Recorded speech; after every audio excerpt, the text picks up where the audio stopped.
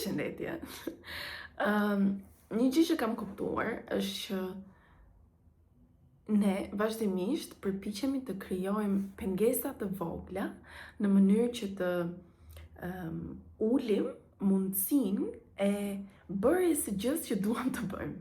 Që do me thënë, nëse ne themi, unë dua të mësoj të jap makinës, po marr një shembull, dhe gjejmë çdo gjë e tipit, jo po autoshkolla është larg, jo po makinat që ato kanë nuk janë të sigurta, jo se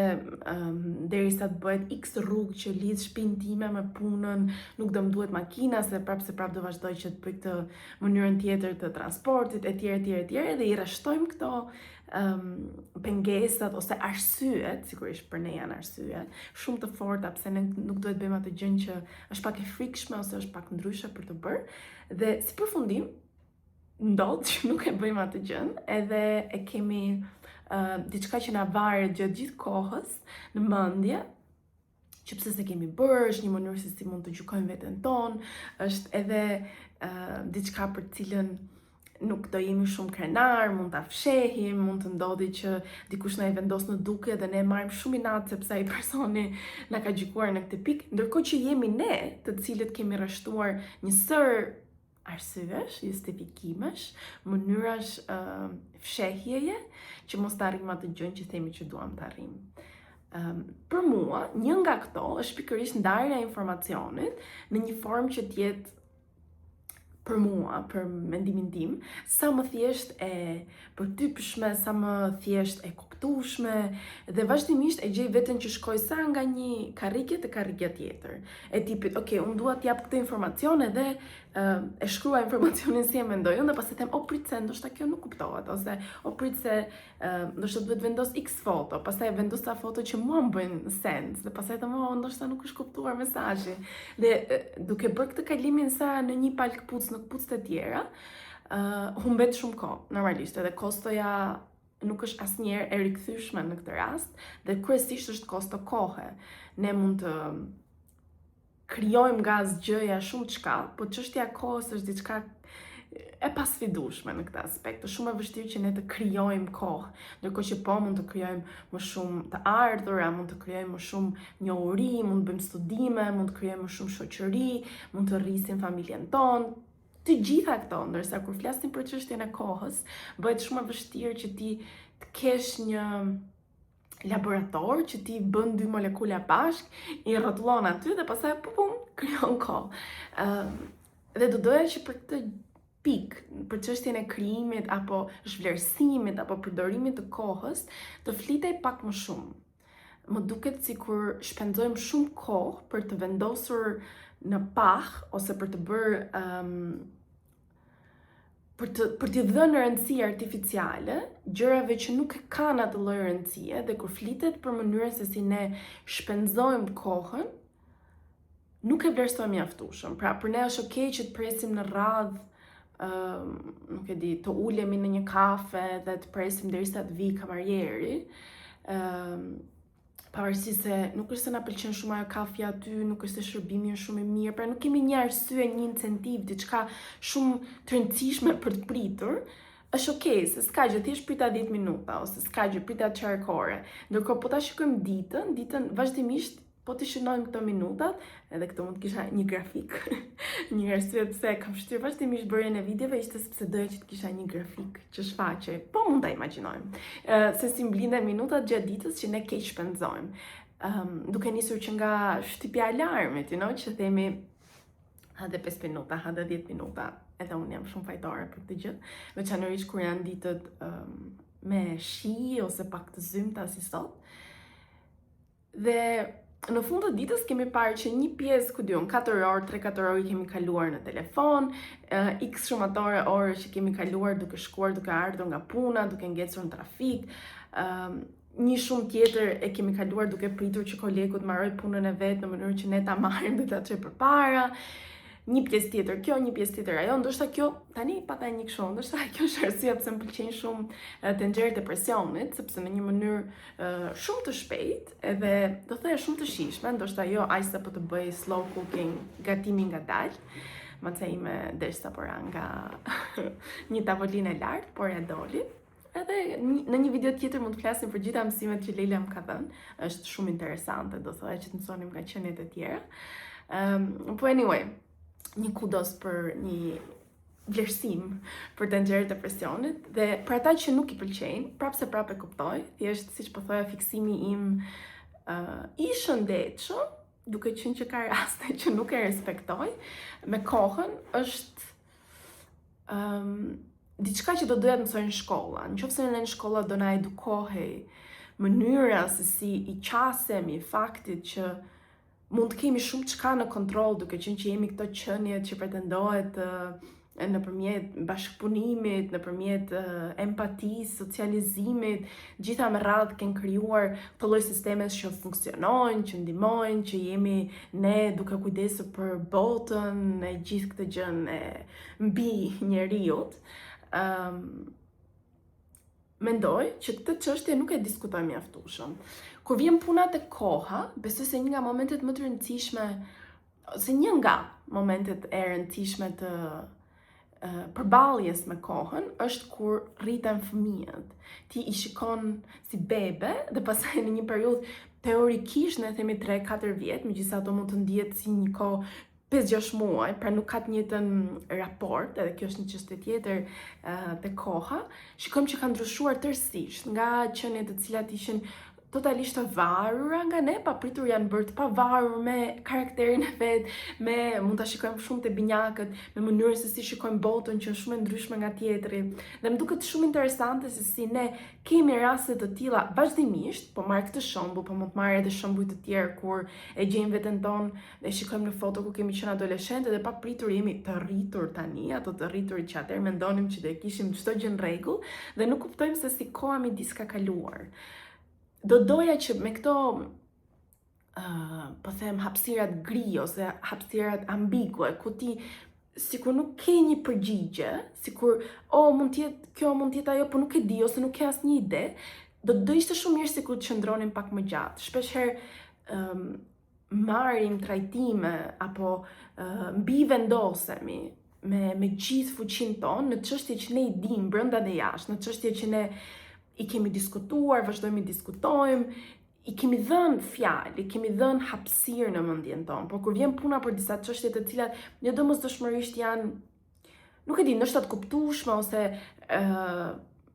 të gjykueshme me logjik, ndoshta duhet një pjesë tjetër e jona që ti marri përsipër edhe ti sistemoj për të gjetur ato fijet, këto i lëm më njanë. Këtu mund të fusnim për vetë çështjes kohës edhe gjithë këtyre përballjeve që kemi me kohën, mund të fusim te çështjet e intuitës, mënyrën se si ne marrim vendime, që përsëri mund të jetë diçka që diskutojmë një herë tjetër. Po do doja shumë që çështja e kohës, e mënyrës se si ne ndajmë planet tona, se si ne vendosim çfarë do bëjmë kur, çfarë është e rëndësishme për ne. Pse duhet që të rrim në këtë punë për 10 vjet, sepse kjo puna pretendohet që të na ndihmojë kur dalim në pension, apo është një punë që mund të më ndihmojë që unë të marr një gjë tjetër. A ja vlen që 10 vjet të rri këtu për të marrë këtë gjën që mendoj se do jetë e rëndësishme për veten time në të ardhmen? Më duket sikur në disa aspekte i respektojmë këto ekuacionet, nëse ndodh kjo, atëherë ndodh kjo. Dhe në disa aspekte tjera që mund të jenë ndoshta pak më të rëndësishme, as nuk e konsiderojmë fare, e tipit që nëse unë rri, se di, në një punë 8-5 për 20 vjet jetës time, dhe nuk është një kohë, nëse je grua për shembull, nuk është një kohë që respekton ciklin tënd 28-30 ditor, a kam arritur unë ta njoh veten time mjaftueshëm të jap vetes time mundësinë që të shkëlqej, të njoh njerëz që ngjajnë me mua, apo kam ndjekur një sistem të caktuar, të cilin pastaj mund ta shikoj më vonë nëse më ka ndihmuar apo jo, po ndërkohë gjatë asaj kohe kemi humbur. Domethënë, janë ca mënyra të menduari, dhe unë prandaj shpresoj që këto video të shërbejnë, që janë disa mënyra të menduari që ne thjesht i marrim të mirëqëna, po sikur të jetë ndryshe, po sikur të jetë kështu, po sikur nuk ka, është sikur okay, na shtën që do bëjmë këtë, do ta bëjmë, nuk ndihemi mirë, por gjithsesi do ta pranojmë, sepse po bëm këtë, do të thënë gjej mënyra për të bindur veten. Pak a shumë siç po diskutojmë në fillim të videos, që ne jemi shumë të aftë jashtëzakonisht aftë. Thoya, në CV tona duhet vendosur kjo si një pikë kyçe, të bindim veten tonë për gjërat të cilat jo domosdoshmërisht qëndrojnë. Dhe për gjërat të cilat na lejojnë që ne të fshihemi nga mbrapa dhe pastaj të jemi oh good. Sigurisht që unë nuk e mora patentën e makinës sepse në Tiranë nuk i jepet dot makinës. Këtu më shumë është e frikshme të ecësh me makinë se sa është të ecësh me këmbë. Çfarë rëndësie ka? Do të thënë një shpikje që mund të kem përfshirë dhe për veten time dhe marrëdhënien që unë kam me makinën. Nga ana tjetër, do doja që të shtoja edhe diçka lidhur me kohën që shpenzojmë duke konsumuar video, informacione, librat e pa lexuar, librat e lexuar, mënyrën se si ne zgjedhim të kurojmë brendësinë tonë. Dhe kjo duhet vlerësuar jashtëzakonisht shumë, sepse në momentin që ne mendojmë se po bëjmë diçka në mënyrë që të jemi pak me veten tonë, e tipit, ok, kam pasur një ditë shumë gjatë pune, kështu që hajde po ulem dhe po rri pak me veten time, duke për scroll ose duke lexuar diçka që nuk është shumë e rëndë, pa aq sa unë ta përpunoj. Veçanërisht në këto momente duhet konsideruar me shumë kujdes çfarë po fusim në mendjen tonë kur jemi kaq vulnerabël, kaq të ndjeshëm. Pra nëse themi në darkë, kur unë kam mbaruar gjithçka, kam mbaruar detyrimet, kam mbaruar ato që i kam vendosur te to-do list, ulem dhe lexoj një libër i cili është po marr rastin e librit duke shpresuar që të gjithë ne një ditë do largohemi pak nga përdorimi i telefonit apo laptopit apo iPadit apo mjeteve të tjera para gjumit, po marrim një libër i cili nuk është, se di, ka të bëjë për shembull me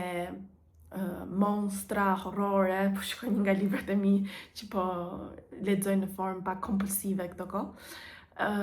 Si ma ndikon kjo gjumin e natës? Normalisht ti kur je e lodhur dhe merr këtë librin sepse të shkëput nga realiteti yt dhe të ndihmon, nuk është ky momenti që ti merr vendimin për të thënë si do më ndikoj kjo te gjumi i natës. Është pak vonë që ti të marrësh këtë vendim në të gjitha kuptimet. Por një ditë përpara apo kur ti vendos të shkosh në librari dhe të blesh diçka, aty është momenti që ti mendon, ok, këtë libër mund ta lexoj kur un jam duke punuar, këtë libër mund ta lexoj në mëngjes, këtë libër mund ta lexoj në këtë kohë. Ndihmon që librat i përdorim në një formë që është, do thoya, jo kaq e monopolizuar, po lexoj këtë libër tani. Çfarë libri po lexon kur pyesim? Po mund të themi, ok, kemi momente të ndryshme gjatë ditës, kohë të ndryshme, ku mund të përdorim libra të ndryshëm për të ushqyer atë që kemi brenda. Pra nuk është kaq, do thoya, kyçe që të marrësh një libër, ta lexosh deri në fund dhe pastaj të fillosh tjetrën. Dhe jo, kjo nuk është një justifikim që unë po jap vetes që